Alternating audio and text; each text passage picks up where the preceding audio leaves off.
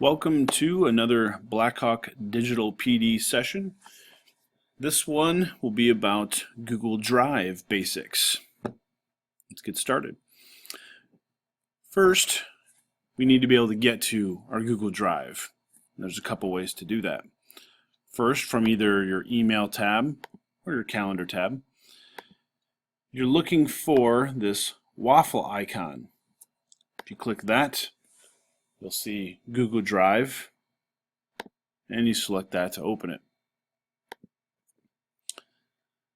By default, it automatically goes to My Drive, and you can see all of your folders and files in this view.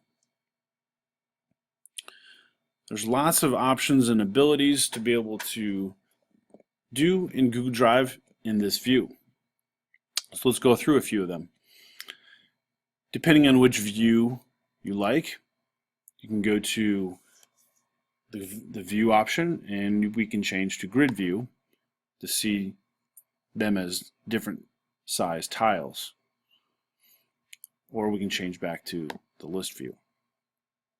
Next, we can adjust how the items are sorted. You can sort based on name, last modified, ones that are modified by me, and last ones opened by me. The other way you can sort is to click on the header that allows you to click and adjust that way. So right now the sort A to Z is on, so if I click on name, it reverses that and goes from Z to A. The other option is last modified. You can adjust it so it shows things that are modified most recently down to the furthest back, or vice versa, the oldest, and as you scroll to the newer options. The most common one is A to Z under name. Next, the information or viewing the details. So you can click on a file or folder, click on the information, and you can see what items exist for that file or folder. Get into the details, when it was created, those kinds of things, activity, when you open things, things that you opened, and so forth. So we can close that. The gear icon, settings. We can actually go into the settings, and we can get into the information, how much is being stored, the language settings, if you want things to be made available offline, where you sync your items to the computer so that you can edit them offline. So if you're in an environment where you're not able to connect to the Wi-Fi, or there's no Wi-Fi available, this may be a good thing to set, and you can toggle this on and off as needed. So there's a number of items you can go through here in the different categories. We don't need to go through all of those. We can download Drive, and this is highly recommended if you do not yet have this.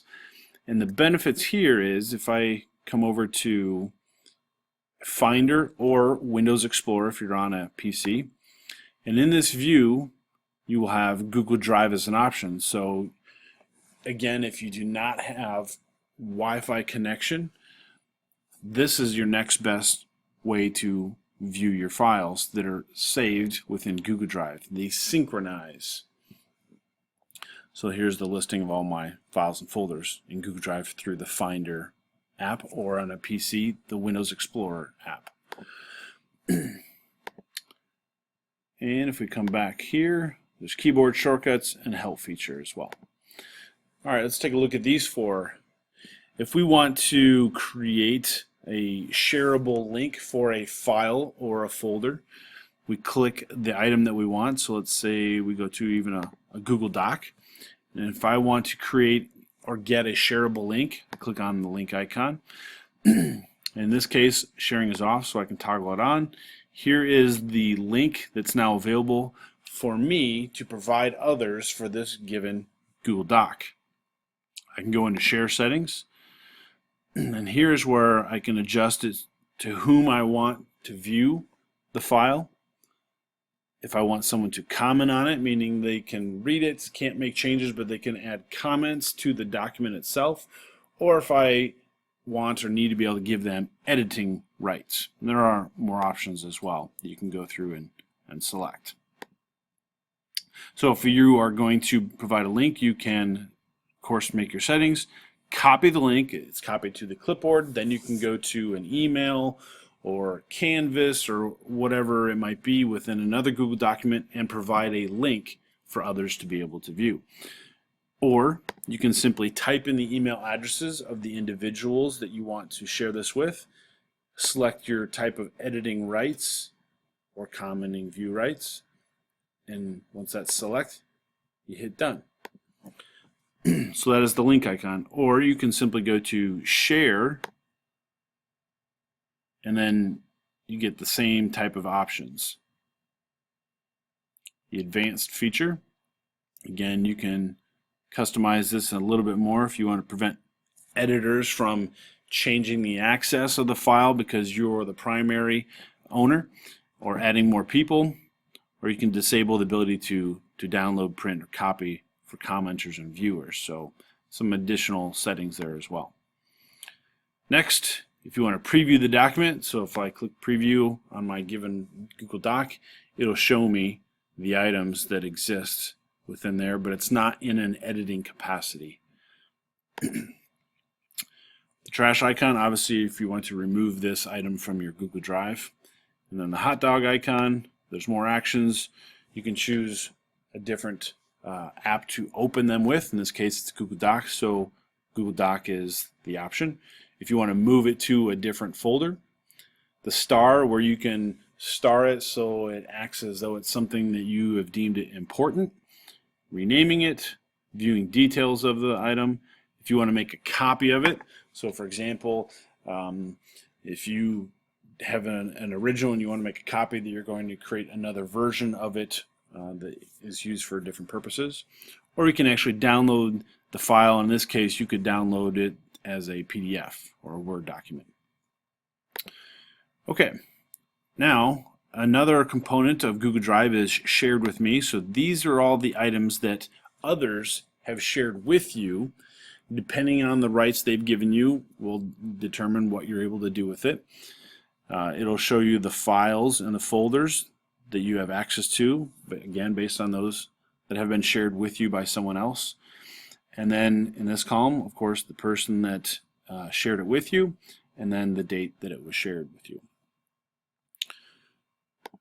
You have access to Google Photos.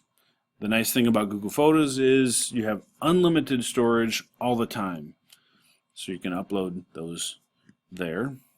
The starred, anything that you star will be deemed important, and if you want to only look at those ones that maybe these are commonly or frequently used documents, you can star them and now they appear here, and it becomes maybe an easier way to view.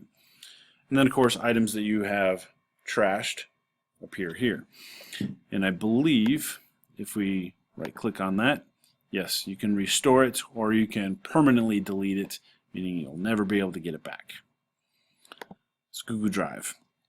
All right, one last item is if you're going to create a new document or a folder, again, you're in My Drive, so since we are in the My Drive area, if we went to New, and any of these that you selected will appear inside just the My Drive part, the main view of your Google Drive. So if you happen to choose a new folder or created a new Google document or a Google drawing or whatever it might be, whichever one you create, it places it here.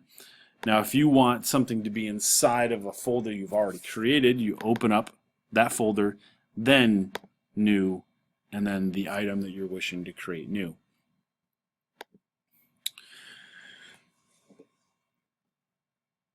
Google Drive also includes a search component. So if you don't recall where you saved an item, but you recall perhaps a name that you gave it, you can type in that item here. And as you type it in, options show up, and as soon as you see the one that you want, I can say, okay, this is the one that I want. Once I click on it, it actually opens either the document up or the folder. So I don't need that at the moment. So again, that is the searchable feature of Google Drive. I hope this has been informative for you. If you have any questions about Google Drive, please feel free to contact me. I'd be happy to help. Thank you for watching Blackhawk Digital PD.